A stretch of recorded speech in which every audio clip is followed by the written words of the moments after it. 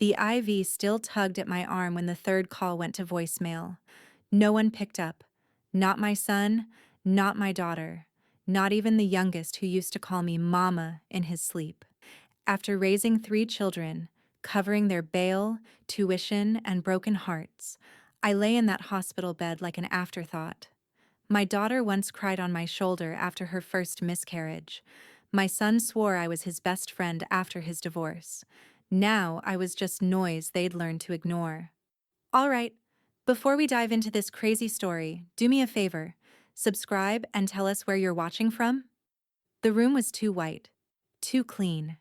It smelled faintly of antiseptic and something more metallic. Blood, maybe, or just the kind of sterile emptiness that hospitals never tried to disguise. Margaret Fulton blinked against the ceiling's harsh fluorescent light. Her throat was raw, her chest heavy, and there was a buzzing in her ears that refused to fade. She moved her hand slowly, feeling the weight of the IV in her arm, the stiffness in her joints. Everything ached in dull, distant waves. "Mrs. Fulton?" A soft voice floated in, warm and low. "You're awake." A face appeared beside her, young, gentle, framed by tired eyes and dark hair pulled into a bun. The name tag read Angela Ruiz, RN. She smiled like she meant it. "You're out of surgery. 9 hours. Everything went fine. You're in recovery now." Maggie tried to speak, but the words caught in her throat. She cleared it gently. "My phone." Angela nodded and passed her the cell from the bedside drawer. Maggie's hands trembled as she unlocked it. 5% battery. She didn't care. She opened her contacts and tapped David first. Her eldest. A lawyer. Always busy. But this wasn't a favor or a meeting. This was his mother waking up from major surgery. He'd answer. It rang. Once, twice, 4 times. Voicemail. She swallowed and forced herself to stay calm. "Hi, David. It's Mom. I just got out. I'm okay. I just wanted to hear your voice." Her thumb hovered, then she hung up. Next, Erin. Her only daughter. They'd had their cold patches, but still, she'd show up when it counted. Right? Ring. Ring. Ring. Voicemail. "Hi, sweetheart. Just woke up. I miss you." Her voice cracked on the last word. She deleted the message before sending and tried again, this time flatter, colder. "Surgery's done. I'm in recovery." She moved to the last name on the list. Kyle, her youngest, her baby, always floating between jobs and promises. Maybe he'd surprise her. Maybe he'd be the one to answer. Ring. Ring. Then his voicemail kicked in, but it wasn't even his voice anymore, just the robotic carrier default. She hung up without leaving a message. Her thumb rested on the screen, but her hand lowered to her lap, motionless. Angela watched silently, her expression unreadable. Maggie turned her face away, blinking fast. "They're probably busy," Maggie murmured. Her voice was a mix of habit and denial. "Meetings, schedules, life." Angela didn't respond right away. She just pulled the blanket up higher over Maggie's chest, tucking it gently around her shoulders. "You don't have to pretend for me," the nurse said softly. Maggie smiled, a tight, tired thing. "I'm not pretending, just adjusting." She looked out the window. The Boston skyline was blurred by the rain, distant and gray. She remembered the nights she'd driven through that city in snowstorms, picking up David from law school when his car wouldn't start. Erin's college tuition she'd helped cover even after her husband died. Kyle's bail, twice. No thanks. Just assumptions. They probably thought she'd never wake up. She reached for the phone again, stared at the screen. No missed calls. No texts. Silence. Not even a question mark blinking back. Angela adjusted the monitor's settings quietly. Then, after a long pause, she sat down in the chair beside Maggie's bed. "I know I'm just the nurse," she said gently, "and I know I can't replace what you need right now." Maggie closed her eyes, pretending to rest. Her fingers were clenched beneath the blanket. Angela leaned forward, her voice lower now, slower. "But I want you to know something," she said. "You still have me." Maggie opened her eyes. For a moment, neither of them spoke. Then Angela stood and gently dimmed the lights. Outside, the rain turned to snow, fat, silent flakes drifting against the window pane. Maggie turned her head just enough to see the nurse walking away. Then, with a voice she barely recognized as her own, she whispered into the dim room, "That's more than they gave me." Maggie didn't sleep that night. Not really. She drifted in and out of shallow dozing, haunted by dreams that were too close to memory. David in his graduation gown, Erin laughing on the porch in her prom dress, Kyle asleep on the couch with his head in her lap.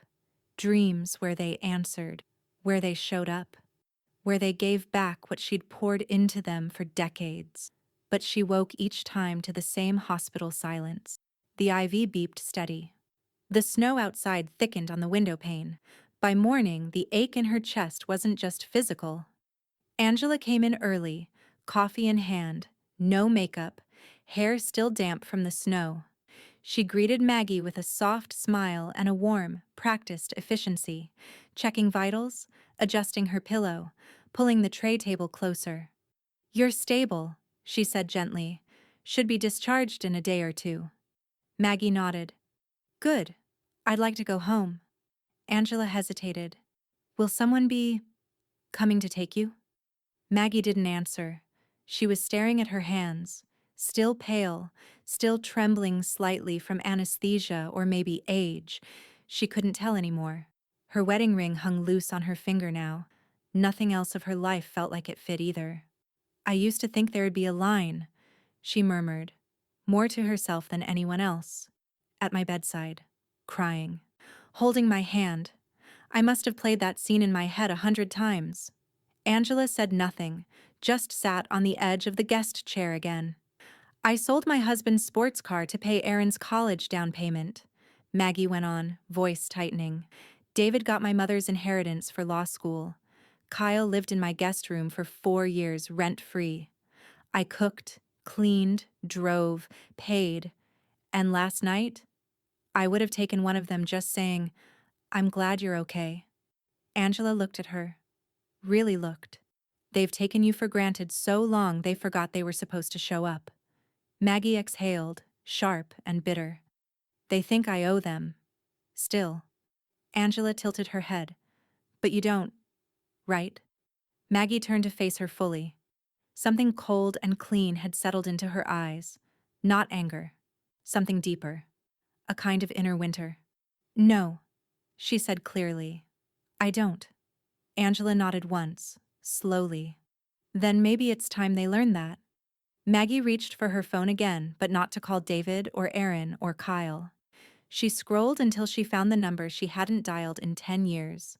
Her old estate attorney, Harvey Goldman. The last time they'd spoken was after her husband's funeral.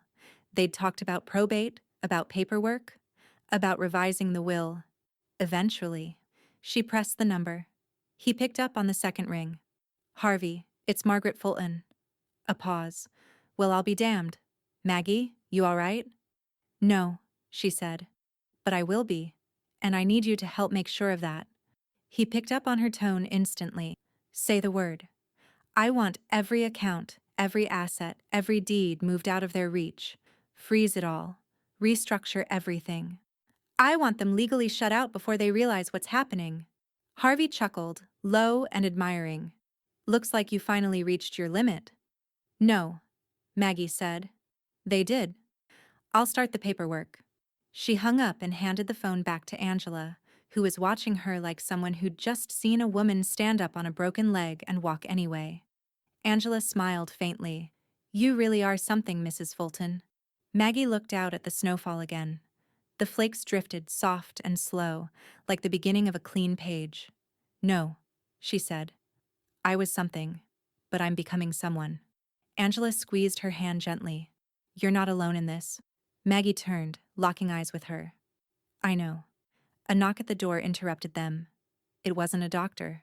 A man in a blazer leaned in, holding flowers that weren't hers. "Oh, wrong room," he said, sheepish. He stepped back, letting the door fall shut behind him. Maggie's eyes lingered on the door for a moment, then back to Angela. Let's make sure that door never opens for the wrong people again. 2 days later, Maggie stood in her own foyer, leaning slightly on a cane the hospital had insisted she take. The house was colder than she remembered. Not the thermostat. The silence. No footsteps. No voices. Just the quiet thud of the door shutting behind Angela. Angela carried the pharmacy bag and wheeled suitcase like it was nothing. Do you want to rest first, or? No, Maggie said, breath shallow but steady. I want the desk cleared. The old cherrywood desk in her late husband's study hadn't seen real paperwork in years. Just birthday cards, forgotten coupons, a catalog still addressed to Mr. Charles Fulton. Maggie brushed it all into a neat stack and set it aside. Angela laid out the manila envelope that had arrived by courier just that morning. Goldman and Stratton Estate Law. Confidential. Inside was her life, in black and white legal type.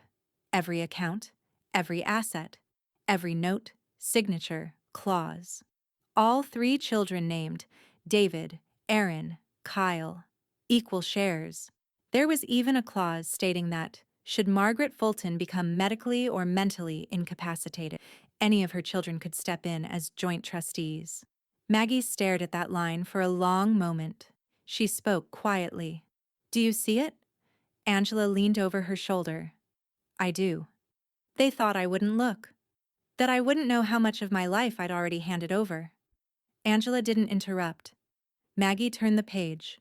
Her handwriting stared back at her. Elegant and naive. 10 years old now. Back when she still believed in grace and time and second chances. When she still thought family meant something more than shared blood and Christmas cards with printed signatures. Her hand trembled slightly as she picked up the pen. A video call pinged from the iPad Harvey had couriered to her just for this moment. Angela tapped accept. Look at you, Harvey said, grinning through thick-rimmed glasses, voice like gravel in a whiskey glass. Barely out of surgery and already rewriting the kingdom. Maggie gave him a tired half-smile. It's not a kingdom if everyone inside is taking from you. Well said. The revocable trust is ready. Once signed, everything gets moved. Pensions, investment accounts, property titles. The new trust names you as sole controller, and your kids as uninformed and uninvolved. Maggie flipped to the signature page. And the will? Also amended. You can change beneficiaries whenever you want now. As of today, no heirs, just you. Angela sat quietly beside her, offering a notary form. Maggie took a long breath. Her hand hovered above the paper. Harvey? Yeah? She looked up at the screen, her voice ice-cold and clear. Erase them. They erased me. Angela didn't flinch. Harvey gave her a single approving nod. It's done. She signed. Deliberate, controlled, each loop of her signature smooth and unshaken. Angela added her own signature as witness, pressing the pen down firmly on each letter. As soon as the last page was done, Harvey uploaded the scanned version to the court for timestamping. Official as of 3:47 p.m., he said. They won't see it coming. And by the time they do, it'll all be behind glass. Maggie leaned back in the chair, exhaling slowly. The pen clicked shut in her fingers. For the first time in days, she felt something deeper than anger. Relief. Not because they were gone, but because she had finally let go. Angela was watching her again, not like a nurse watching a patient, like someone witnessing a woman dig herself out of her own grave. You okay? She asked softly. No, Maggie said. Then, but I'm cleaner now. Lighter? Angela smiled, like taking off something that didn't fit anymore. Maggie stood, slowly but without help. She looked around the room. The family portraits, the untouched piano, the neat little vase David had sent her 2 birthdays ago with a card signed by his secretary. She walked over to it, opened the drawer beneath, and pulled out a fresh notepad. At the top, she wrote, My true recovery. And beneath that, her first bullet. 1. I belong to no one who left me. She looked over her shoulder at Angela. Would you help me with something else? Anything. Maggie tore off the old will and fed it slowly through the shredder. The machine hummed, then spit out strips of her former life. Maggie stood at the kitchen sink, rinsing out a chipped teacup. The window above it framed a washed-out afternoon sky, all pale clouds and brittle sun. She moved slowly, but not weakly, her steps deliberate, her breath even. The house had become a quieter place lately, a cleaner one. The knock at the door wasn't gentle. Angela appeared from the den, but Maggie raised a hand. "Let me." When she opened the door, David was already halfway through a sentence. "You changed the trust?" He didn't even say hello.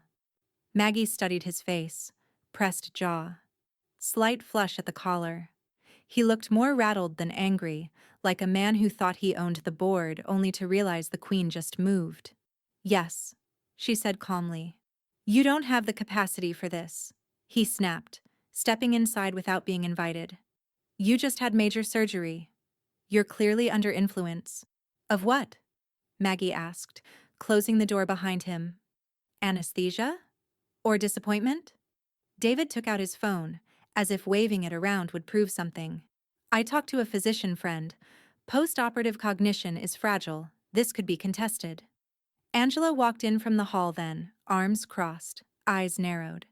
David glanced at her, irritation blooming. "And you? You're a nurse, not legal counsel." Angela didn't blink. "I'm a witness." "Of what?" "Manipulation?" "Of abandonment," Angela said, stepping forward. "Of silence." Maggie raised one hand, silencing them both. "David, if you're here to reclaim something, you're too late. You weren't here when it mattered." "That's not fair." Maggie gave a dry, humorless laugh. "Fair? I called you from a hospital bed. My voice probably sounded like gravel. That's when you should have shown up. Not after you smelled paperwork." Before he could respond, the front door opened again. Erin. Her heels clicked like a metronome across the hardwood. She wore a power suit too sharp for a visit, and perfume that arrived 5 seconds before she did. "Hi, Mom," she said brightly, already angling for damage control. "I came as soon as I heard." Maggie arched an eyebrow. "Heard what?" Erin's smile faltered. "That you've made some changes." Angela offered Erin a polite, steel-edged smile. "Nice of you to show up." Finally. Erin glanced at her, then back to Maggie. "Look, we get it. Emotions are high. You've been through a lot. But we're here now. You need us." Maggie's face hardened. "Funny. I needed you last week." David looked to Erin, but she was too busy scanning the room, eyeing framed photos, the locked safe tucked in the corner. She smelled the loss before it had been spoken. "You're not thinking clearly," David said again, lower this time. "You can't manage everything alone." "I'm not alone," Maggie said. She looked at Angela. "And I can think just fine." "I paid Kyle's car insurance," she added sharply, her voice rising now, not angry, but sharp enough to cut. "I covered Erin's designer wedding dress after she forgot the bill. I paid for David's broken furnace when the baby was sick. You all know what I've given. You just never thought the faucet could turn off." Before either sibling could respond, the doorbell rang. Angela moved this time. She returned a moment later with a sheepish, unshaven Kyle, holding a crumpled envelope. "I didn't know they'd all be here," he muttered. David muttered, "Perfect," under his breath. Kyle scratched the back of his neck. "Hey, Ma. I was wondering if I could, you know, borrow a little something. Just till rent clears." Angela didn't even look at Maggie. She was watching the siblings now, as if cataloging them for court testimony. Maggie stepped forward, calm, surgical. "No." Kyle blinked. "Just a short term." "No," she repeated. "And don't ask again." Kyle stared at her like she'd slapped him. "Are you serious? You're all standing in a house I paid for, trying to claw back pieces of a life you only remember when it's convenient. I won't fund your forgetfulness." David's phone buzzed. He looked down at the screen, face falling. Erin glanced over. "What is it?" He turned the phone so only Erin could see it. his firm's name glowing at the top of an email. A single subject line: urgent, conflict of interest inquiry, Margaret Fulton Estate. Angela, watching, tilted her head. Looks like someone else got the memo. Maggie didn't gloat. She simply turned, walking back toward the study. I have tea steeping, she said over her shoulder. You're welcome to sit in silence. That part, you're good at. The probate courtroom in Suffolk County was as cold and beige as Maggie remembered. Overhead fluorescents, industrial carpeting, the smell of stale coffee and freshly printed paper. But this time, she wasn't here to settle her husband's affairs. She was here to protect her own. Angela sat beside her at the front table, her posture straight, her hands folded neatly. Harvey Goldman, in his navy three-piece suit, scribbled notes with a gold Mont Blanc and the steady confidence of a man who'd eaten attorneys like David Fulton for breakfast. Across the aisle, her children sat united for the first time in years, though the alliance was born of fear, not family. David looked smug, Aaron polished and pouty, Kyle anxious and underdressed. Docket 1471B, Fulton vs. Fulton, the clerk announced. The judge, Honorary Walter Mitchell, lifted his gaze, thick-browed, silver-haired, with the expression of a man who'd seen every excuse under the sun. David stood first. Your Honor, my siblings and I have serious concerns regarding our mother's ability to manage her estate.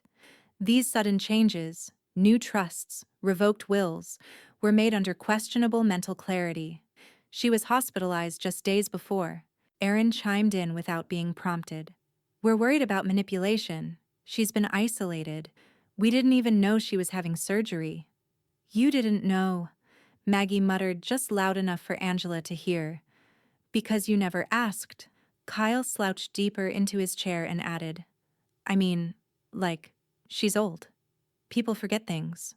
That's not her fault, but we're just trying to help her out. Maggie's jaw tightened. She didn't look at them. Not yet. Harvey stood. Your Honor, my client may be 74, but she is neither frail nor forgetful. She's sitting here, fully lucid, capable, and aware. I have medical records to prove it, if needed. Judge Mitchell gave a dry grunt. Let's hear from her directly. Maggie stood. No cane, no assistance.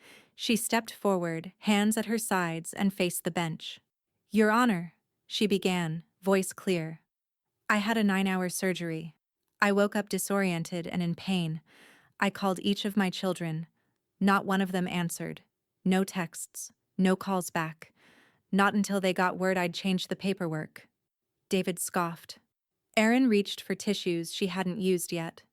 Maggie continued, her voice gaining heat.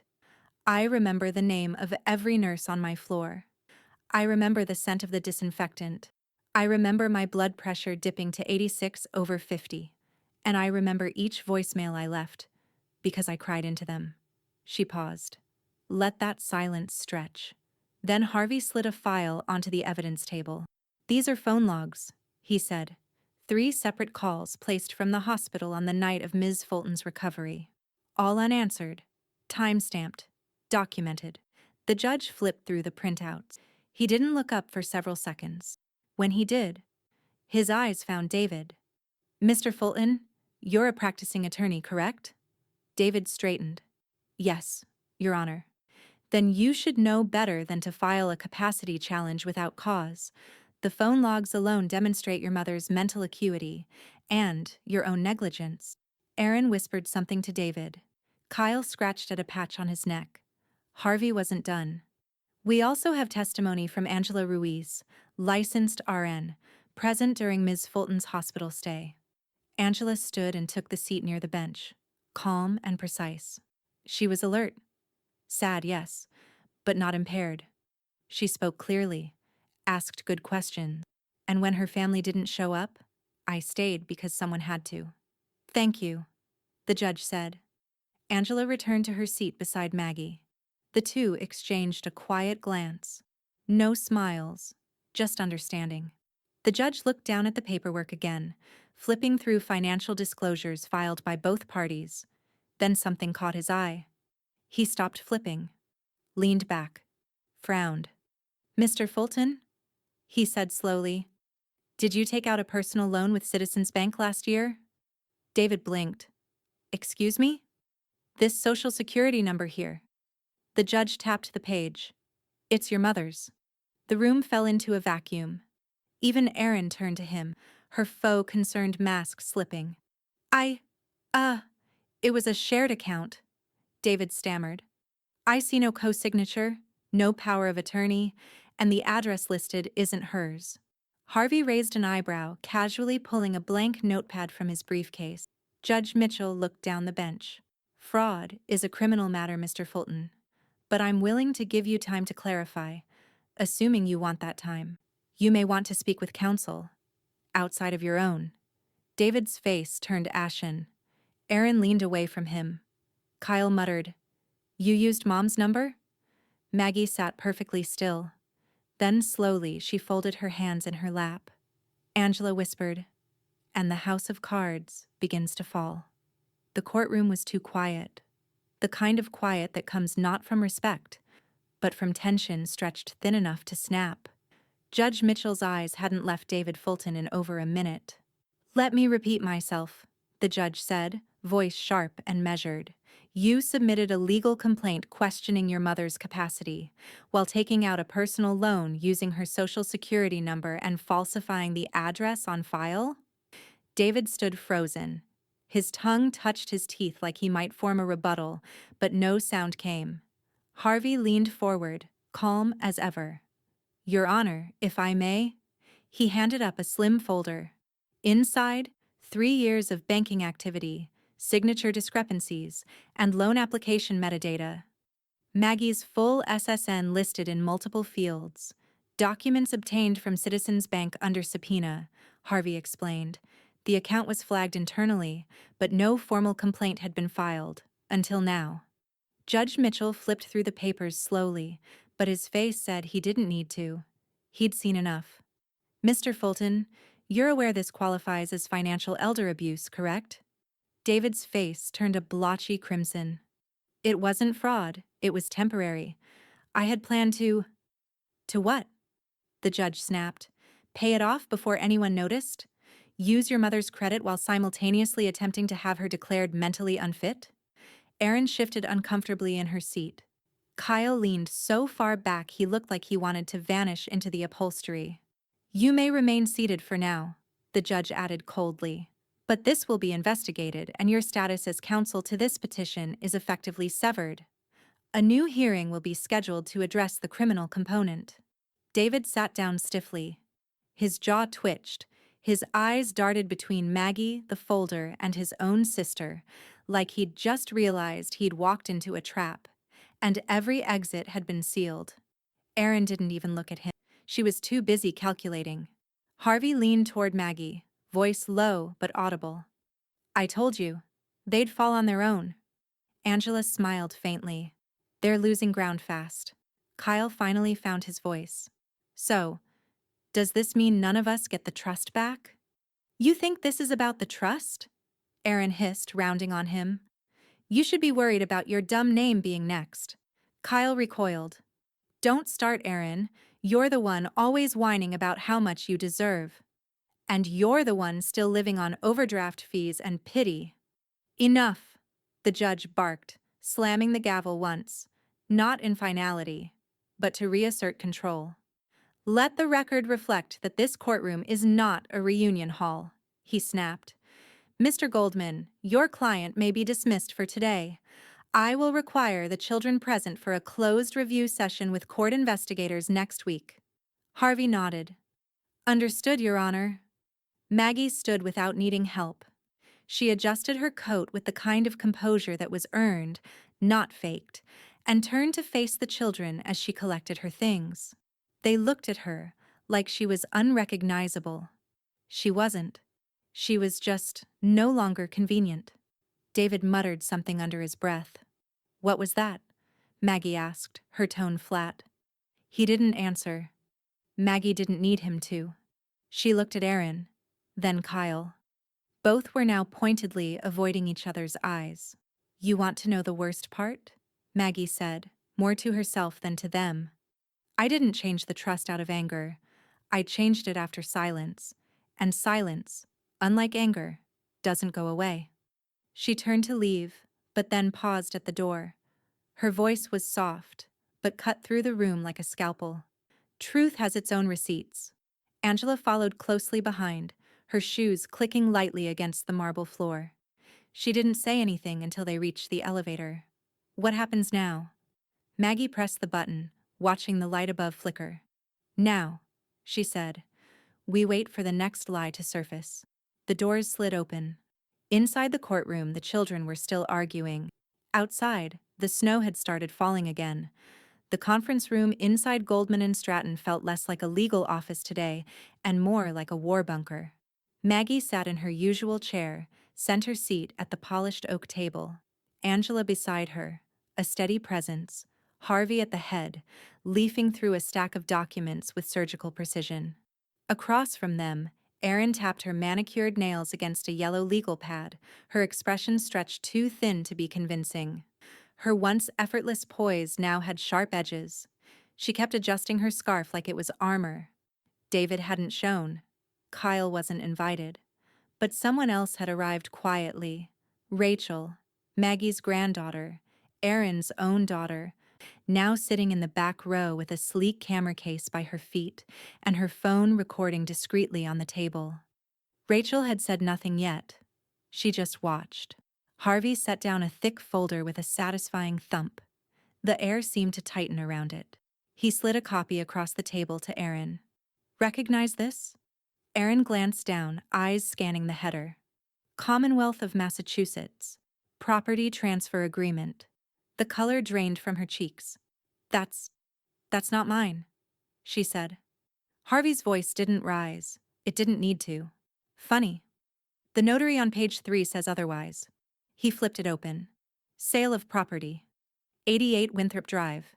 Formerly owned by Charles and Margaret Fulton. Attempted transfer to a third-party shell LLC. Forged seller's signature. Witness signature left blank. Maggie didn't flinch. She only adjusted her glasses and leaned forward ever so slightly. Winthrop was my parents' house. I inherited it before Charles and I were married. Erin's voice cracked. I wasn't going to sell it, I just tried to mortgage it for cash, Harvey finished. And the paper trail leads directly to your personal account. I had expenses. I needed.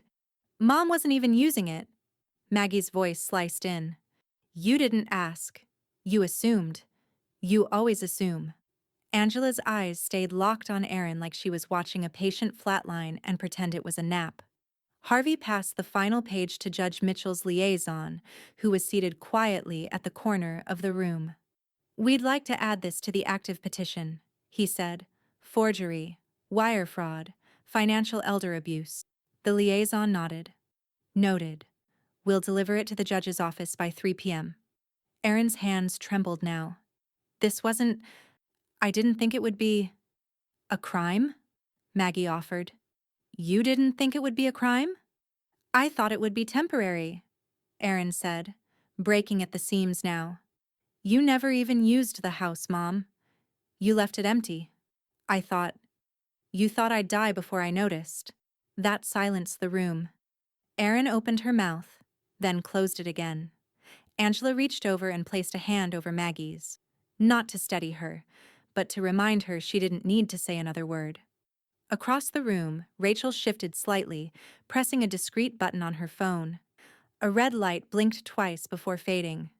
Evidence saved. Harvey leaned back. We'll let the court sort out whether this was opportunism or intent. Either way, the paper trail doesn't care. Erin stood, nearly knocking her chair backward. You think this makes you look noble? She spat at her mother. You're humiliating your own children in public. Maggie rose slowly. Her tone was bone-deep calm. No, I'm revealing what was already true. Erin's eyes darted to Rachel. Turn that off. Rachel didn't. Public interest, Mom. You taught me that when I wanted to be a journalist. Erin's face crumpled, rage and shame flickering like competing signals. She turned on her heel and stormed out of the room. Silence again. Angela exhaled. That's 2 down. Maggie nodded. One more to go. Harvey gathered the files. We'll keep the court updated, but off the record, this is no longer a dispute. It's a cleanup. Rachel stood slowly, gathering her camera bag. I want to help, she said to Maggie, not Aaron. If you'll let me. Maggie offered a small nod. Start by writing down everything you remember about this. Every conversation, every transaction. Rachel gave a half smile. Already did. As they walked toward the elevator, Maggie paused at the office window. Outside, across the street, a for sale sign had been yanked out of the ground and left leaning against a trash bin. She stared at it and smiled. The call came just after dusk, just as Maggie was steeping a fresh cup of Earl Grey. Angela was sitting at the kitchen island reviewing paperwork when Maggie's phone vibrated across the counter. The screen flashed.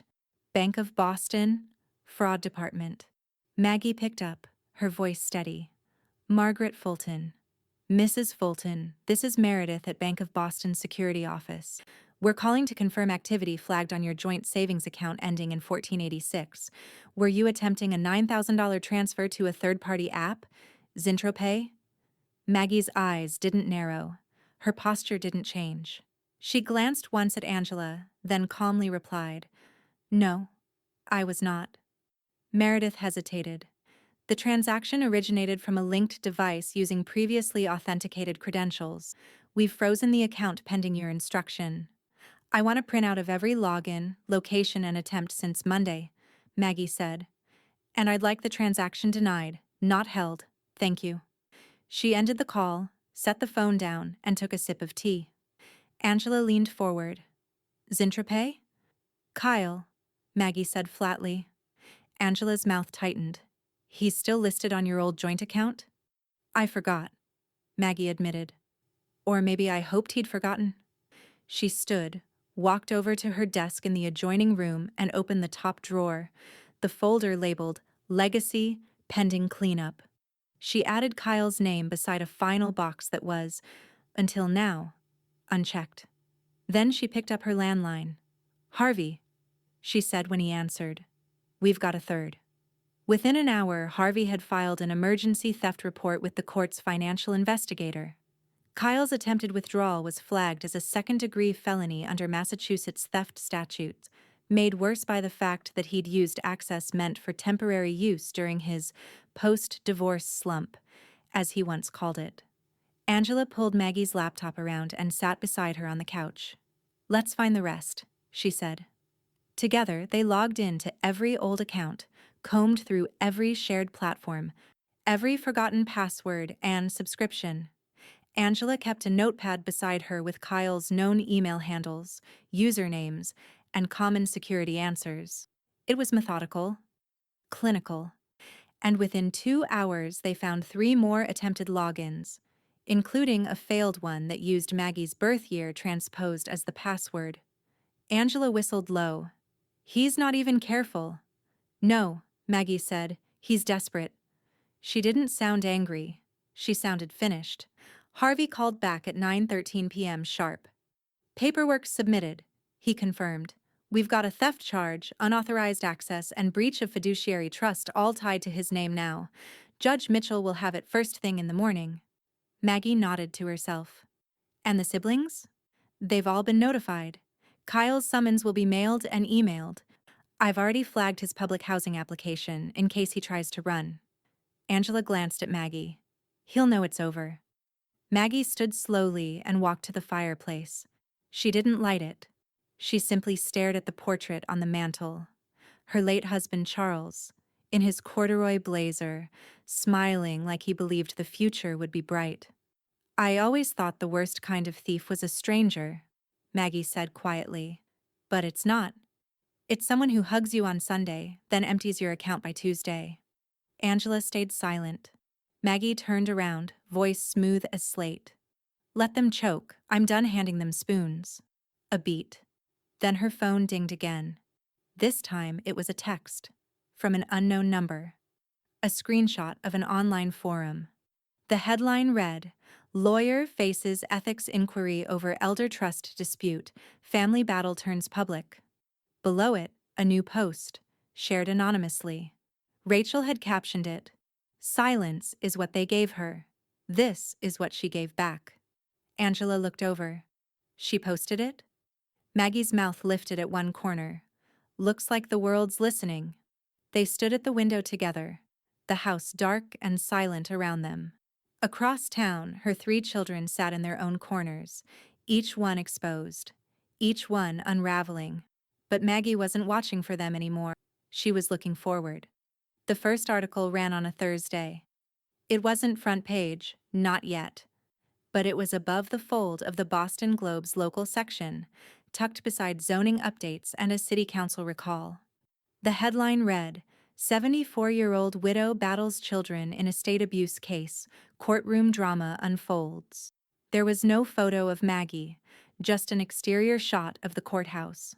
But inside, in black and white print, her story began to breathe. Rachel had helped shape the narrative. She'd offered the press only what was already public record: the lawsuits, the fraud reports, the court transcripts. No embellishments, just truth, weaponized. Angela sat across from Maggie at the kitchen table that morning, reading the article out loud as Maggie sipped tea and sorted a crossword. Sources close to the matter described the matriarch as sharp, composed, and unapologetically resilient. Angela read, then paused. "That's you." "I know," Maggie said. "I liked the part where they quoted the judge." Angela grinned. "Not a dispute. A cleanup. That's going on a mug."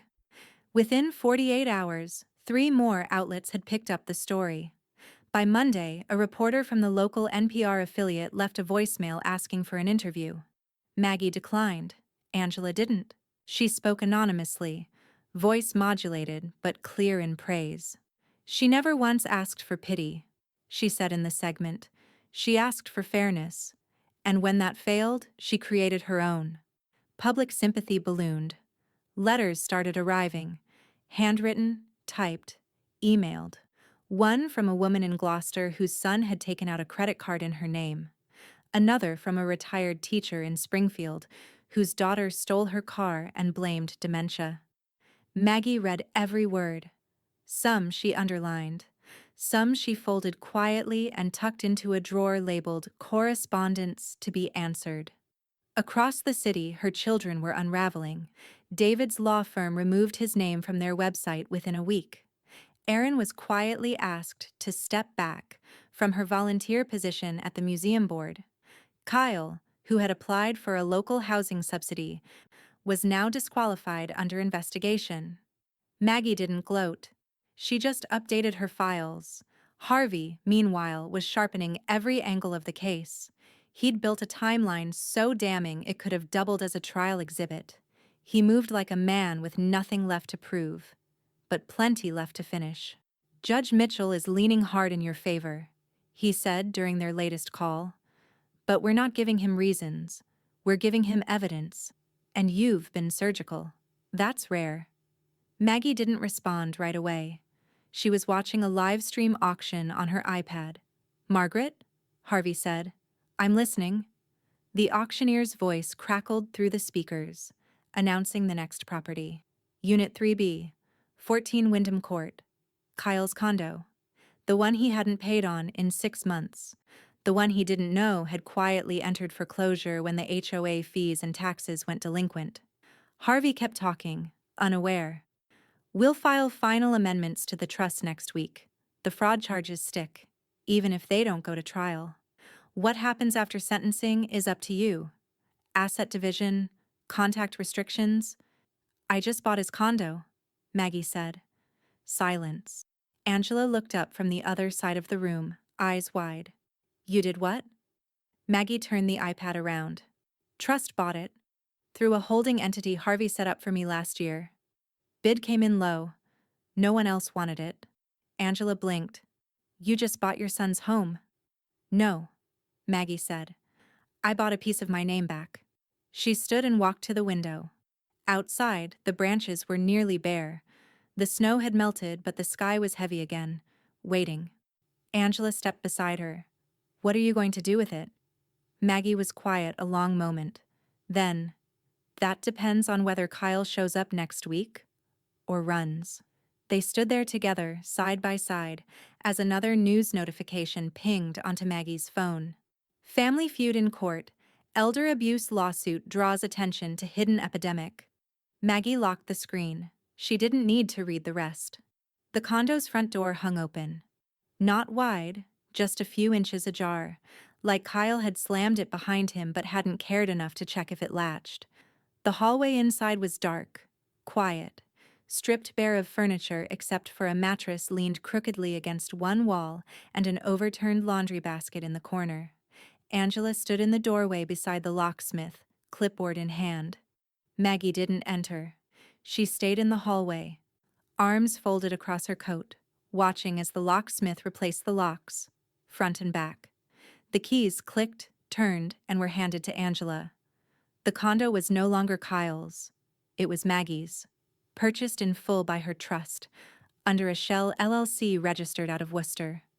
No traceable names, no headline grab, no courtroom announcement. Just a line on a deed. A quiet correction. Angela stepped back into the hallway. It's empty. Everything worth selling's already gone. Anything worth keeping? Maggie asked. Just a past due notice from a streaming service, some fast food receipts, and a framed photo of him and your late husband. The frame's cracked. Maggie's face didn't move. Toss it. Angela didn't argue. They left the building as the winter air picked up around them. A small group of tenants on the front steps watched them go but said nothing. One woman gave Maggie a nod. Recognition or sympathy? She couldn't tell. She didn't return it. Back at her house, Maggie moved through the living room like someone walking through history they no longer felt tied to. Her tea had gone cold, so she reheated it, then sat at the window with her notebook, crossing Kyle's name off a list labeled unpaid debts, emotional and otherwise. On the news that afternoon, Erin's name surfaced again. She'd missed a court deposition. The museum board had issued a statement calling her behavior deeply disappointing. Rumors swirled about financial discrepancies on a PTA fundraiser she'd chaired the year prior. Harvey called minutes later. She's flailing, he said. Civil lawsuits incoming from two former colleagues. One's hiring their own forensic accountant. I think this tips her completely out of any inheritance eligibility. Not that she had any left. Maggie didn't ask about David. She already knew.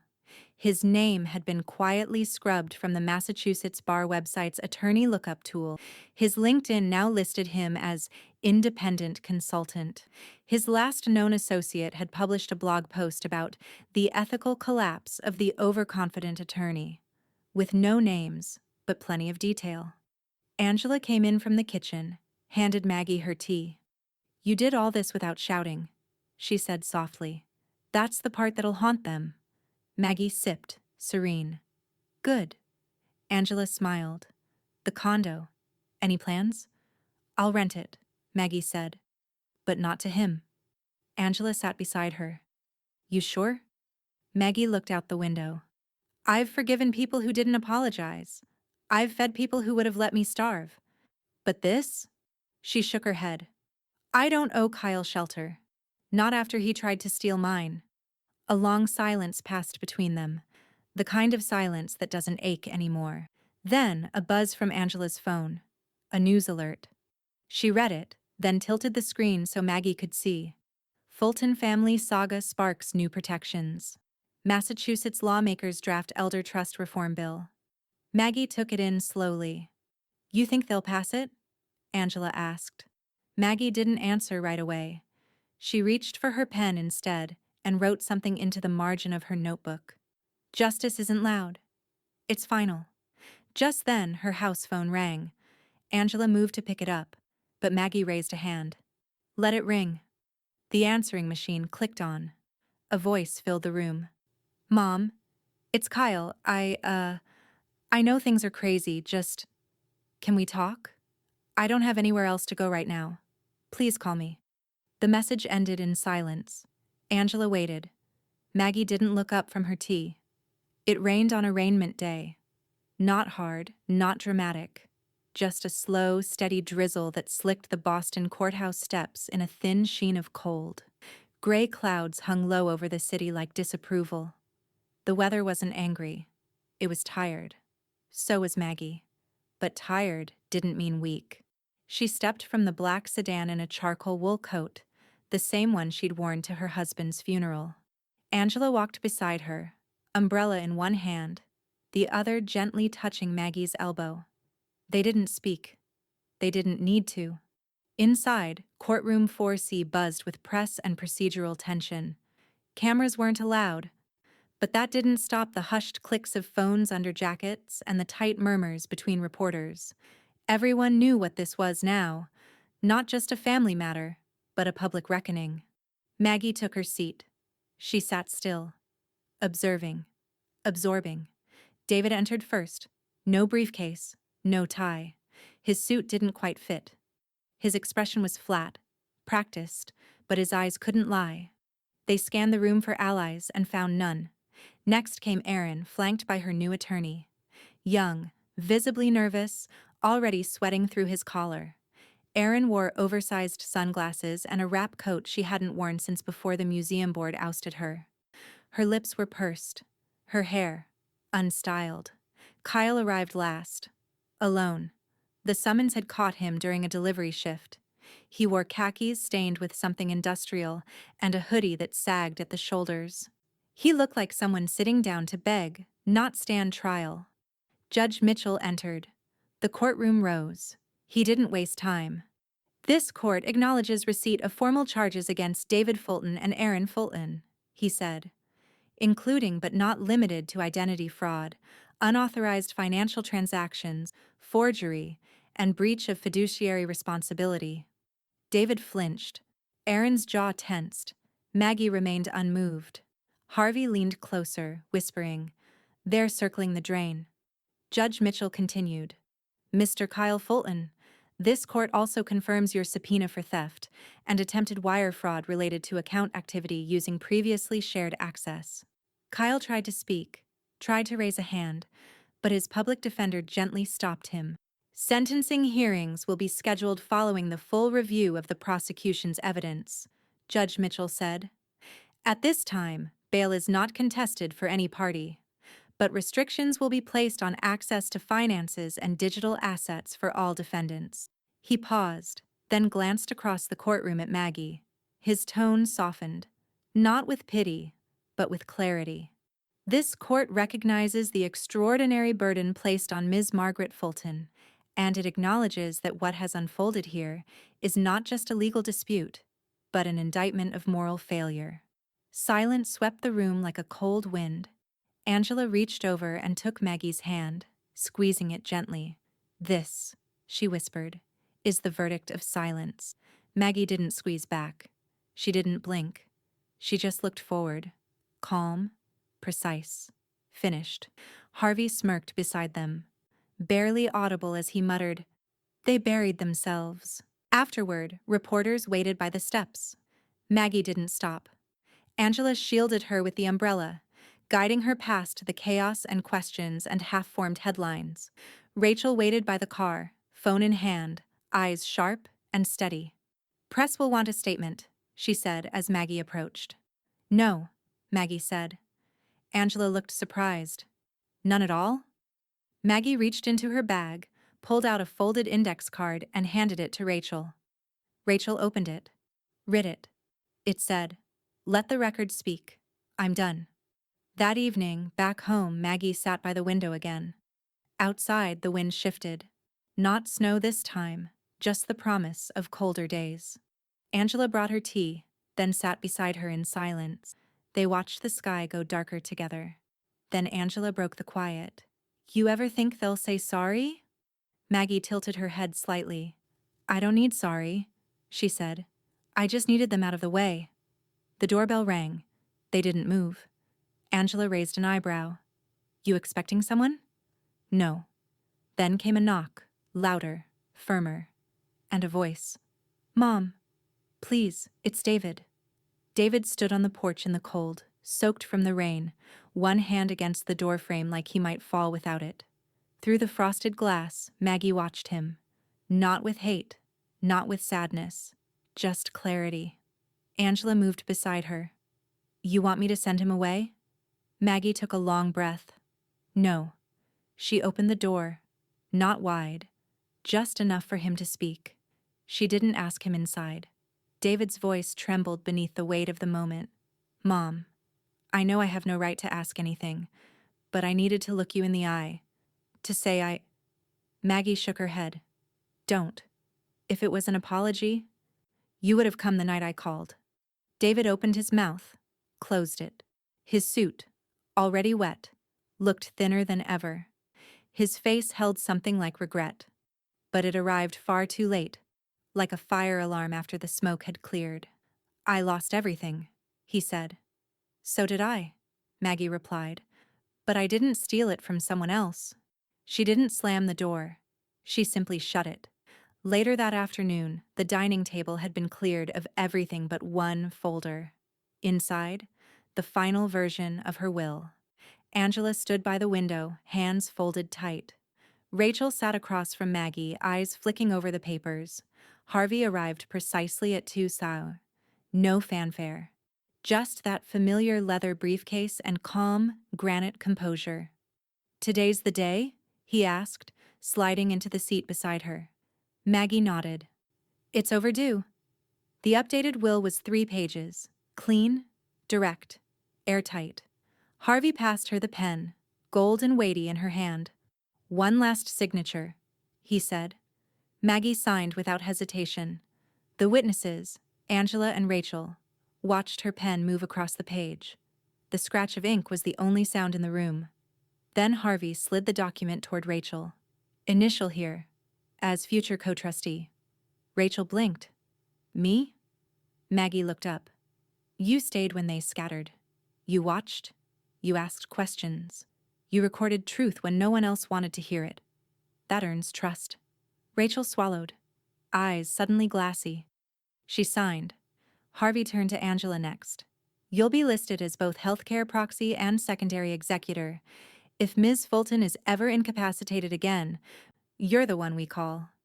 Angela stared at the line for a long time before signing. Her hand trembled slightly, just once. Maggie folded the will neatly and handed it back to Harvey. They're removed. All 3 of them. Harvey tucked the document into his briefcase. It's done. No ceremony, no toast. Just finality. Angela turned toward Maggie, her eyes shining. You don't have to thank me, she said. I didn't do this to get anything. I know, Maggie said softly. That's why you got something. Angela looked down, blinking too fast. She wiped the corner of one eye and exhaled. I didn't think this part would hit me. Maggie reached out, gently squeezing her wrist. They tried to write me out of my own life. I'm just correcting the manuscript. Across the table, Rachel smiled through her quiet tears. You're leaving more than money. I hope so, Maggie said. Harvey stood collecting his coat. I'll get it notarized and filed before end of day. No one can challenge this. Not successfully. You're protected. Maggie nodded. And quiet. She turned to Angela and Rachel. The silence is complete now. No one spoke for a while. Then Rachel leaned in. Can I tell people? About today?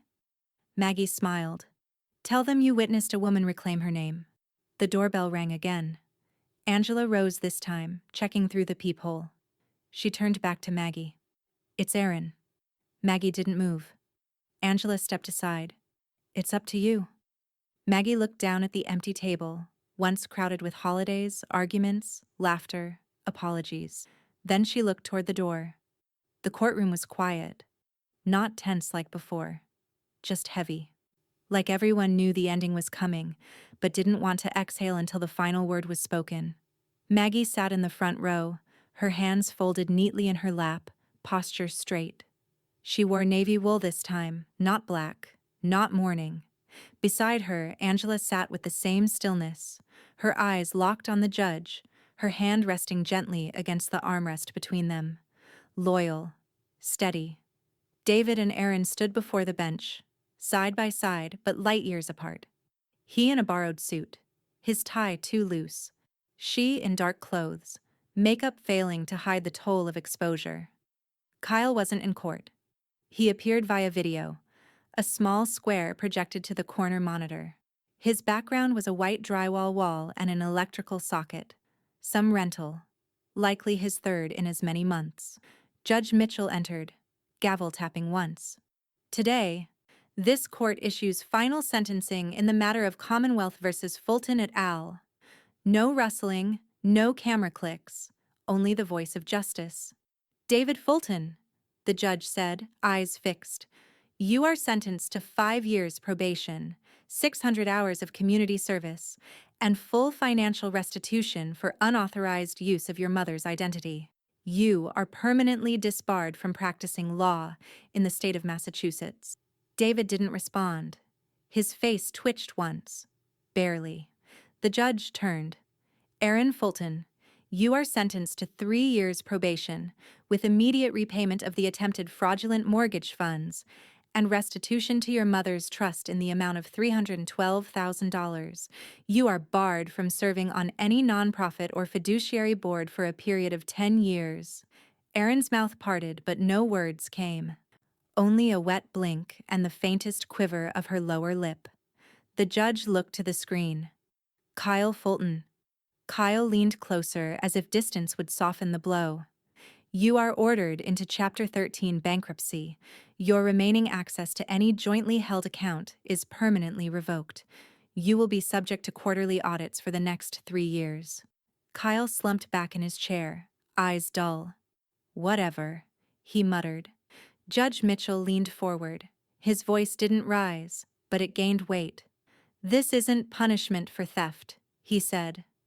It's justice for neglect, for the silent dismantling of a woman's dignity by the very people she raised. Then he turned back to Maggie. You've endured this with more grace than this court sees in most lifetimes. And while legal justice has been served, moral justice was written by your hand long before I banged this gavel. Maggie didn't nod. She didn't cry. She simply breathed in, deep and slow, and then let it go. Afterward, outside the courthouse, reporters hovered again, but no one spoke to them. Maggie walked past the crowd with Angela on one side and Harvey on the other. When they reached the car, Harvey leaned in. There's just one more matter. He passed her a manila envelope. Filed this morning. Official transfer of funds to Massachusetts General Hospital Foundation. Amount $2 million. Memo line. Angela Ruiz Compassion Fund. Angela froze. Maggie smiled. The nurses gave me more care in one night than my children gave me in 10 years. You gave me back something they took. Belief in being seen. Angela covered her mouth. You don't have to do anything, Maggie said, except keep doing what you're already doing. Caring when no one else does. Angela blinked fast, then hugged her.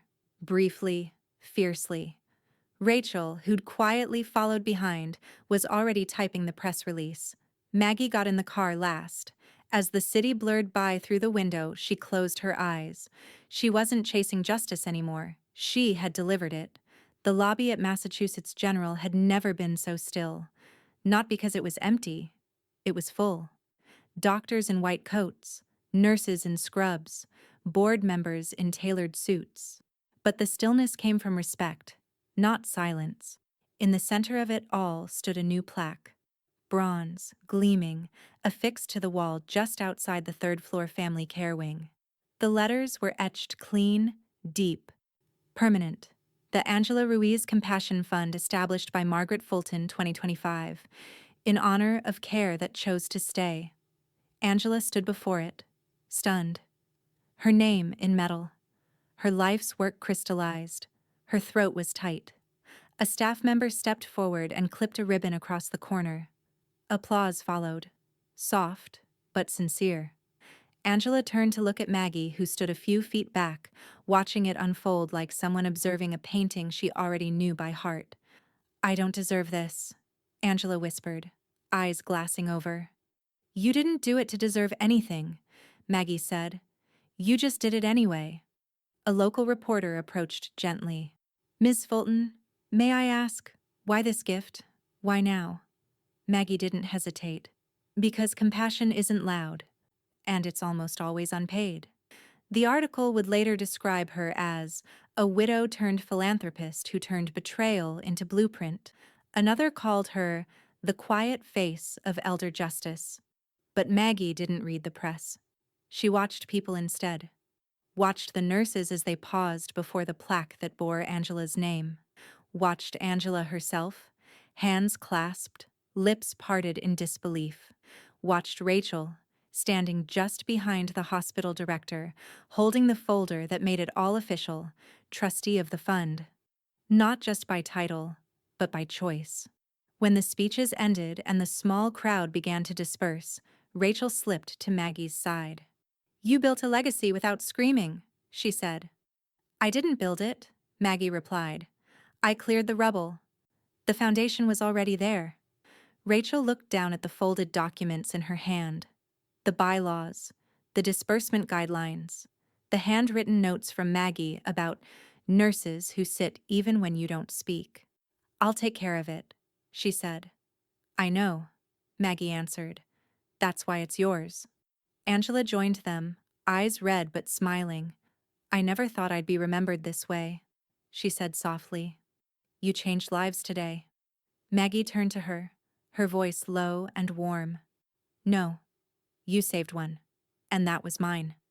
They stood like that for a while, the three of them facing the plaque, facing the moment, facing a world none of them had planned for, but had chosen to shape anyway. Outside, the Boston sky was soft with winter light. Not snow, not rain, just quiet, as if the world itself was holding its breath for what came next. As they stepped toward the exit, Rachel paused. "Where to now?" Maggie smiled faintly, her eyes far away. "Somewhere I've never owed anything," she said. "Or anyone." Angela raised an eyebrow. "You leaving?" "Maybe. For a while. A short while." Rachel nodded. "Will you tell us when?" "I'll leave a note," Maggie said. "You're both trustees now. You'll know where to find the keys." The hospital doors opened automatically, letting them out into the chill. And as they walked into the quiet hum of Boston traffic, one thing was certain. Maggie Fulton had lost everything once, but now she had something rarer. Peace. The table was set for three. White linen, crystal glasses, soft amber candlelight pooling in the space between napkins folded like petals. Outside, snow began to fall.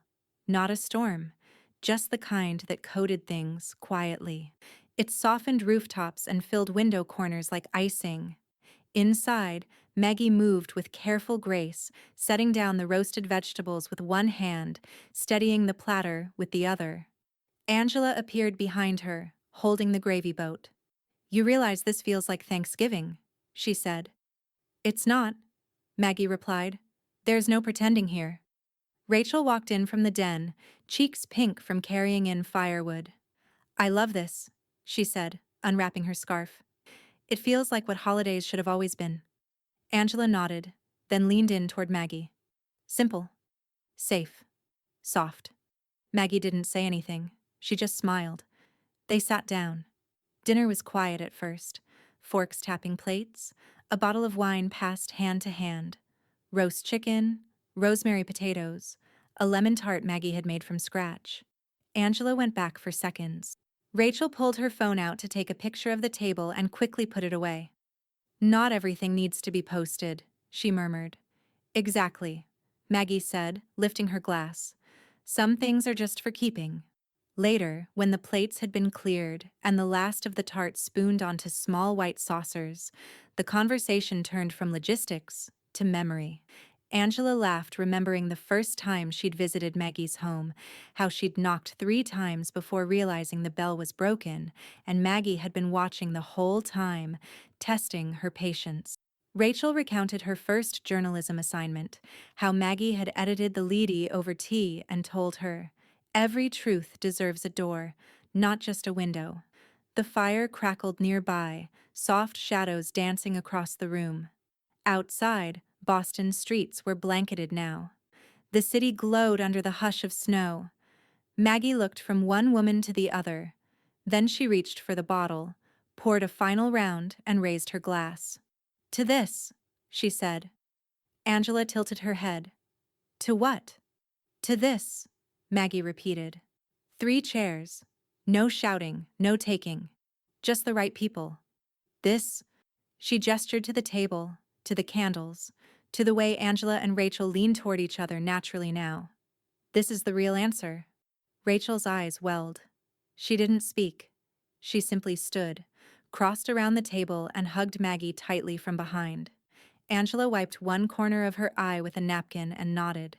Outside, snow thickened. Inside, the silence was warm. They didn't talk about David, or Aaron, or Kyle. Those names belonged to a chapter already written, already closed. They talked instead about spring, about maybe planting lavender again, about Rachel taking a week off to write, about Angela possibly going back to school part-time. Maggie listened, smiling, holding her teacup like it held something sacred. And when the room quieted once more, she looked toward the window. The glass slightly fogged, the snow falling steady beyond. Then she said it, not loudly, but with every syllable full of weight and truth. "After 9 hours under the knife, I called my children. They left me with silence. But one nurse answered. She turned to Angela and gave me back everything." Angela didn't look away. Neither did Rachel. And in that moment, in that room, with the snow falling and the fire still warm behind them, the story didn't end. It arrived.